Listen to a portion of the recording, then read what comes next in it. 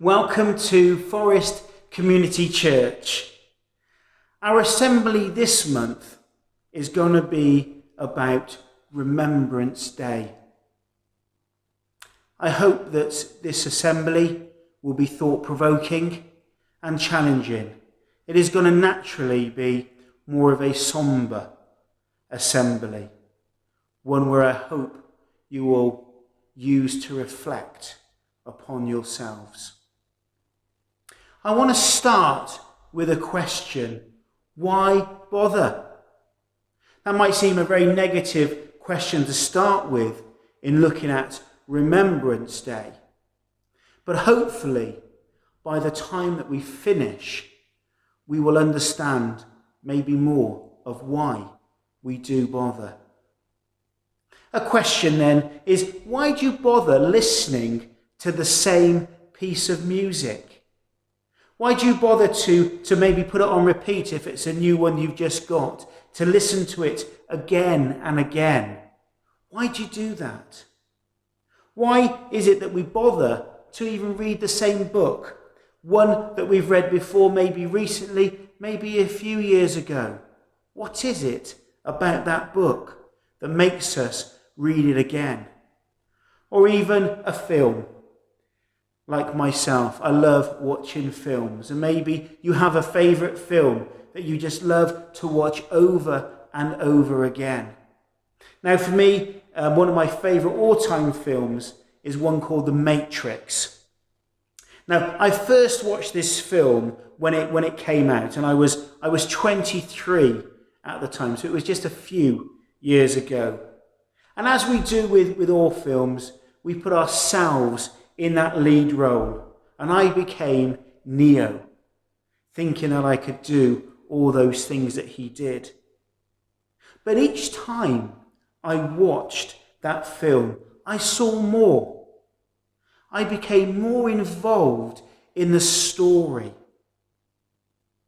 Now, I was listening recently to Radio 2, to the Pause for Thought time in the breakfast show, and there was a rabbi that was helping us to maybe answer this question, Rabbi Dr. Harvey Belinsky, of why bother. And he said that there was a Jewish teaching that says the cycle of the year is more like a spiral staircase than a two-dimensional circle. Each revolution as we go up the staircase, as we go around once, we actually return to the same place, but are a floor higher than the last time. Whereas if you just go round in circles, you go back to the same point. You haven't moved at all. Think about it. Each year, we repeat the same celebrations and commemorations, but hopefully with elevated perspective and a deeper understanding of how they can change us and our world. We should have new ideas, new questions, new depths that we go to. Maybe we can even find hidden depths in familiar things. We can uncover something new about ourselves and others, he said. Thinking back to my film, The Matrix, or maybe another film, or a piece of music, or a book, or a picture. Maybe one that a famous artist has done, that we go back to study that picture again. This is what is happening, that I am on a spiral staircase.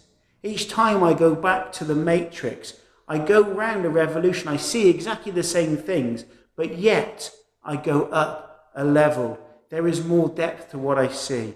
My eyes see more, it takes in more, it understands a lot more of what is happening.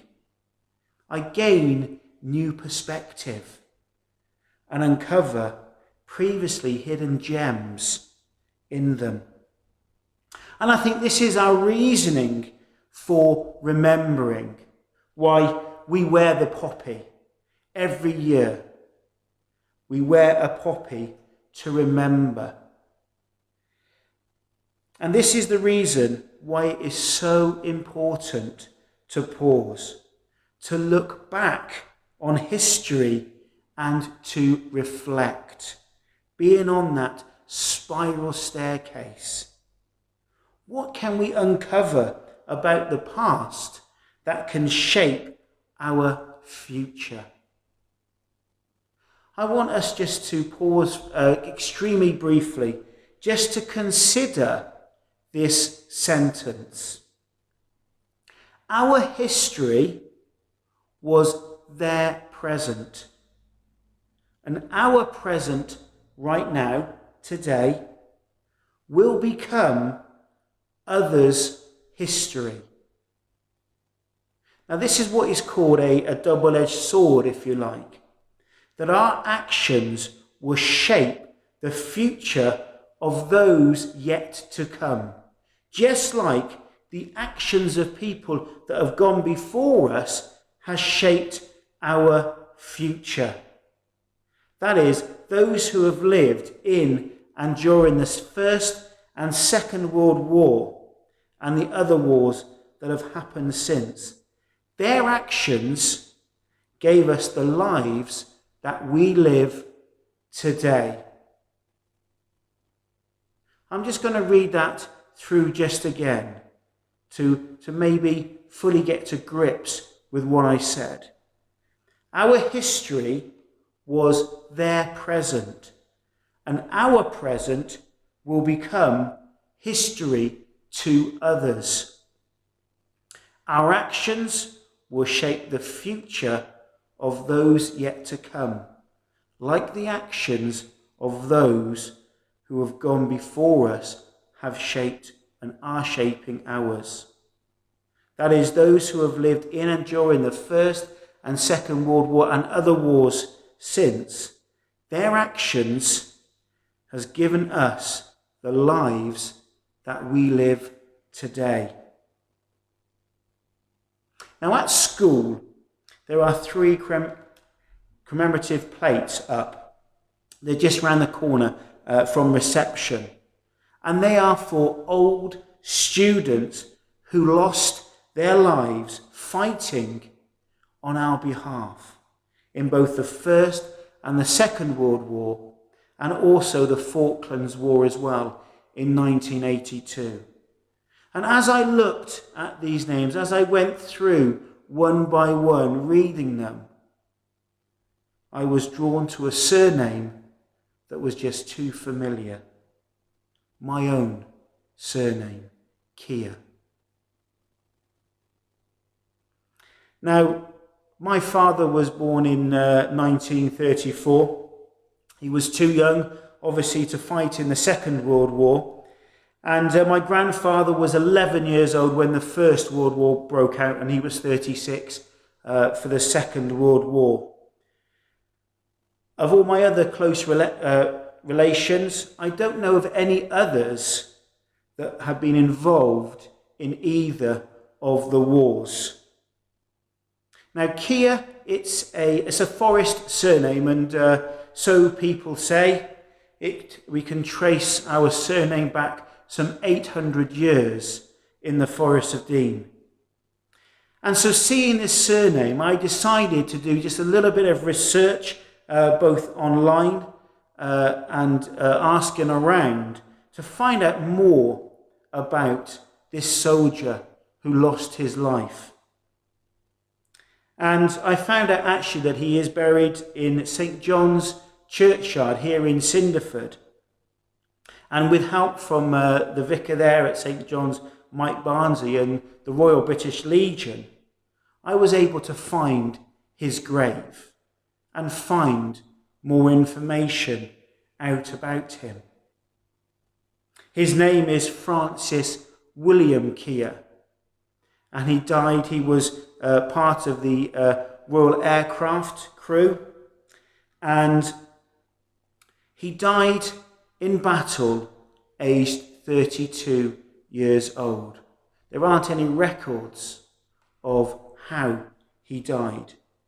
But he died on the 11th of December 1941. And very sadly, as I went to his grave and I read what was written, that he was the only son of William and Florence. His father, William, died a few years later in 1946. And all of a sudden, this commemoration that we're doing, this Remembrance Day, has come very personal to me. The story for me continues of needing to know more about this man, about what happened. And so, if you like, my spiral staircase that I am on has gone up now another level, another revolution, so much different from last year's time than this year's. And now as I come to remember, I'm not remembering people who I never knew, but I'm remembering someone who was my relative. This year's commemoration has become more personal and a little deeper.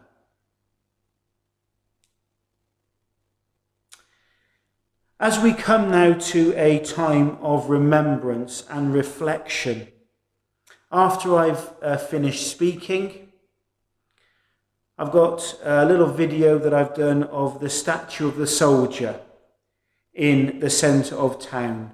And that's where we're going to pause for our minute's silence. After that minute's silence, there are going to be two pieces of music played on a bugle. And they are very famous pieces. One is called The Last Post, which I'm sure you all will have heard of. And the second one, maybe not quite so well known, is called The Rouse.